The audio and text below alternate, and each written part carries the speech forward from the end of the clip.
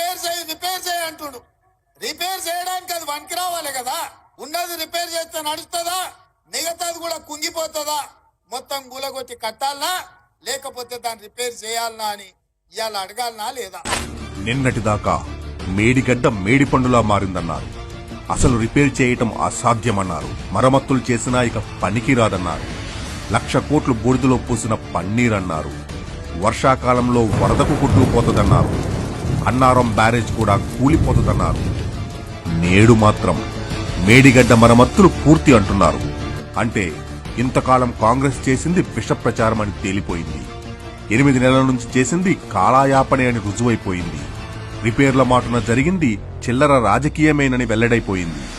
ఇకనైనా కేసీఆర్ గారి జల సంకల్పాన్ని హేళన చేసిన వారు క్షమాపణలు చెప్పాలి. వరప్రదాయిని లాంటి ప్రాజెక్టుపై విషం చిమ్మిన వారు లెంపలేసుకోవాలి. కల్పతరువు లాంటి ప్రాజెక్టుపై కుట్రలు చేసిన వారు తప్పు ఒప్పుకోవాలి. తెలంగాణకే తలమానికమైన ప్రాజెక్టును తప్పుపట్టిన వారు ముక్కు నేలకు రాయాలి. జై తెలంగాణ, జై కాళేశ్వరం.